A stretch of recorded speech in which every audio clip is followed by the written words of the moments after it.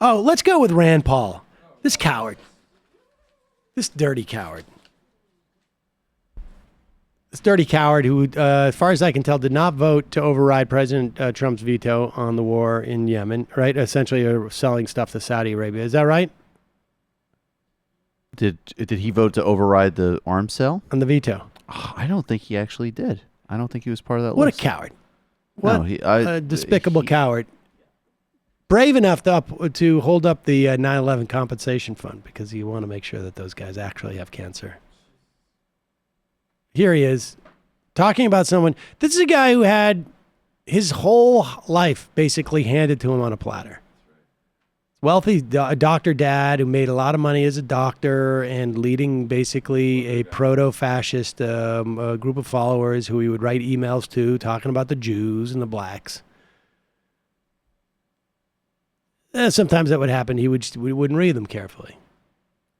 You know how you often accidentally hire a racist anti-Semite and let them write emails in your name and don't check their work?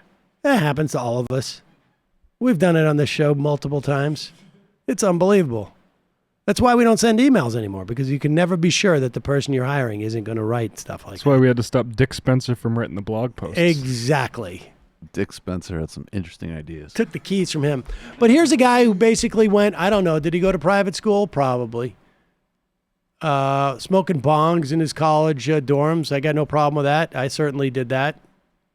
Was more of like a joint guy myself, but nevertheless, this is a guy who's known the greatest hardship he's ever had is when his neighbors beat him up. And I'm sure that was that was painful. I'm sure it was not fun. But for him to, well, listen to his comments about Ilhan Omar. I'm in a town where we have a lot of people who are refugees who have come, some from Somalia, some from Bosnia. I've never heard one of them say that America's a terrible place or be unappreciative of our country. Most of them are thankful. I've met people who have come here from behind the Iron Curtain that got away from communism. They're some of the best Americans we have because they really appreciate how great our country is.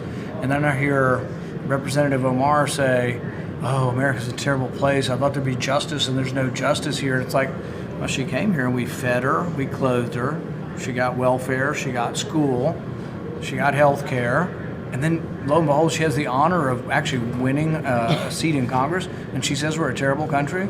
I think that's about as ungrateful as you can get. And so while I'm not saying we forcibly send her anywhere, I'm willing to contribute to buy her a ticket to go visit Somalia. And I think she could look and maybe learn a little bit about the disaster that is Somalia, that has no capitalism, has no God-given rights guaranteed in a constitution, and has about 7 different tribes that have been fighting each other for the last 40 years. And then maybe after she's visited Somalia for a while, she might come back and appreciate America more. Does this guy not know that she came from Somalia? Is he not aware of what she went through to get here? I mean, it's stunning how desperate this guy is, how thirsty he is for an appointment from Donald Trump. How horrid his voters must be.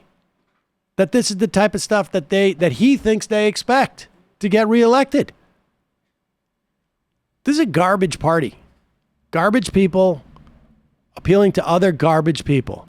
Not all garbage people. How's that? Hashtag. I also just would say, well, you're talking about Republicans, so my emphasis on making these distinctions doesn't stand when you're talking about Republicans. So maybe not all. You're still voting for these people at this point. I don't know what to tell you. But I mean, I won't even get into it, but there's always the colonial and historical lesson of how a place gets to be in the state it is, including even under the Bush administration, them encouraging Ethiopia to interfere in Somalia in a very aggressive way. And of course, Somalia has its own failings and its own problems that are self-generated. It's an interdependent process. But, and this just is, if you watch Ilhan Omar and what she says about the United States, there's an incredible degree of optimism and idealism there that these people have no understanding of, precisely because they are a bunch of spoiled, bigoted trust fund babies. And I think that that's actually another thing to emphasize, that if you look at the real seriousness about the opportunity of America that someone like Ilhan Omar puts across, it is, in fact, if you want to frame it that way, profoundly more respectful of this country and its possibility than anything that's ever come out of these people's mouths. Yeah, way more respectful than it deserves, in my opinion. I don't know. Horrible.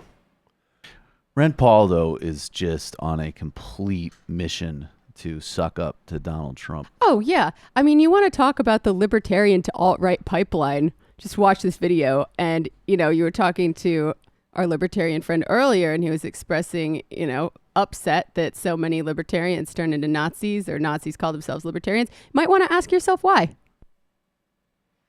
Yeah, exactly.